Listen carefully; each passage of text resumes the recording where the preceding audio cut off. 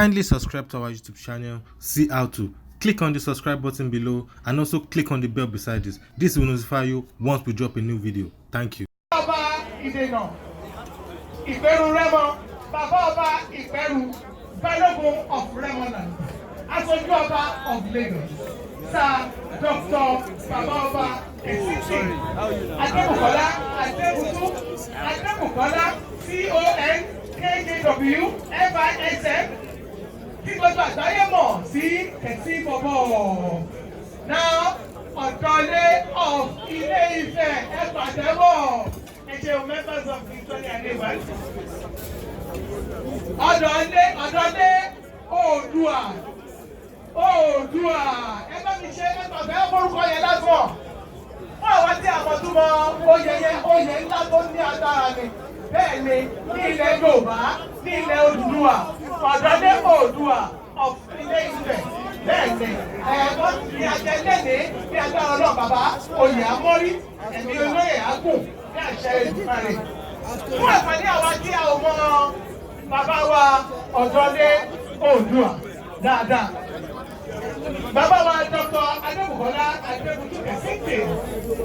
he has proved to us that helping other people increases a rich man's blessings. Dr. Aregbesola is a great mentor to his generation and several other generations to come. Wọ́n máa kí wọ́n ṣùgbọ́n wọ́n ní kí máa tí kí wọ́n báyìí wọ́n ní kí tẹ̀kọ́kọ́ jẹ́ kí àpòsík náà máa kí wọ́n tó bá ti di pé a bá ètò yìí lọ. Astoria. Àwọn kan tún ti fún mi ní orúkọ fún Ọ̀dọ́lé Oòduà. Wọ́n ní àgbà máa ní kí tún ti fún orúkọ wọn. Ẹ bá mi pàtẹ́wọ́. Mo kí màmá mi Ìyálóde of Lagos. Hajiya Binta Tinubu ìyàwó ìṣẹ́gbọ̀nà. Ó kí gbogbo ẹ̀yin olóyè. Àwọn ògúnde náà wà ní o. Gbogbo ògúnde cultural school led by Àkókò Àkúmà. Wọ́n wà ní ìwà ìlédè láti wá dá bàbá lára yá. Gbogbo yín ní òde like so many people to recognize but because of time I don't want to waste more time because our bank, the official bank for today is no other person than the king of world things. Ladies and gentlemen, global ambassador worldwide, King Sunny Ade is going to entertain us. Let's put our hands together for the man of many faces, a man who has done. So Africa compare contracting Baba King Olori wa chairman King Sunny Ade. Meanwhile, I like to recognize every one of us. I'm told that Dave Abimbola Fashola is here. Mama Awoni Theatre nìyẹn, Senior Abiyamo of Nigeria, SAN. Wọ́n ní wọ́n wà lórí gómìnà wa náà wà níbí. Babatunde, Babajide, Sanwó-Olú, wọ́n ní wọ́n wà níbí. The governor of Lagos State, the center of excellence. Bákan náà ni the governor of Gateway State. Bàbá wa náà wà bí báyìí, gómìnà wa, mo kí yín ní gómìnà Ògùn, ojú òní tì ní.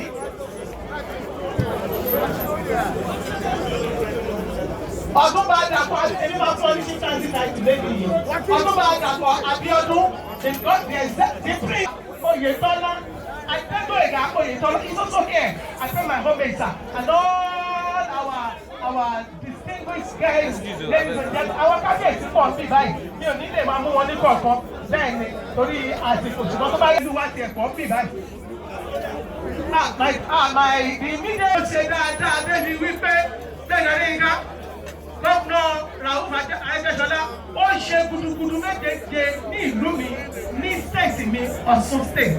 Débi wípé nígbà tí mo máa lọ sí Òṣogbo mi ò mọ̀nà lé bàbá mi mọ́. Ó ti transform. Honorable Minister of Interior of the Federal Republic.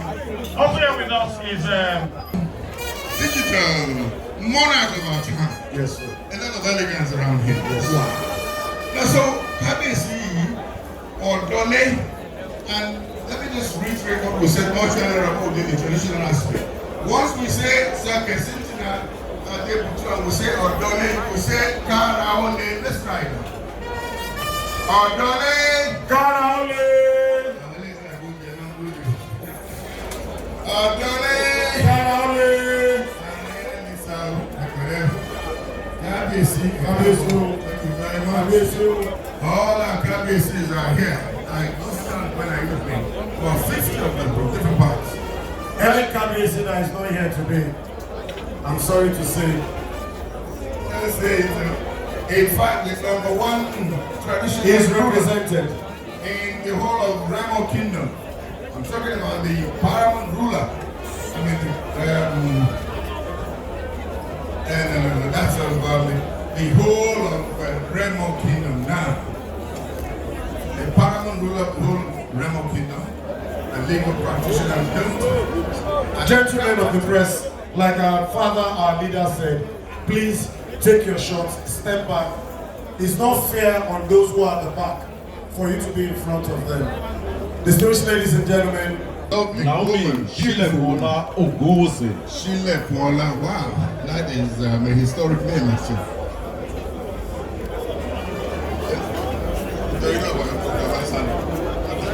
distinguished ladies and gentlemen, Daddy, Now we're ready for.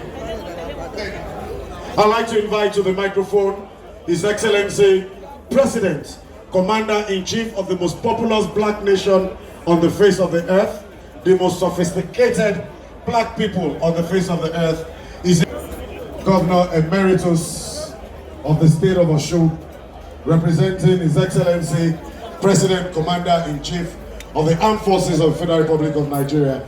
Distinguished ladies and gentlemen, I present to you Ogbeni Rauf Adesoji Aregbesola.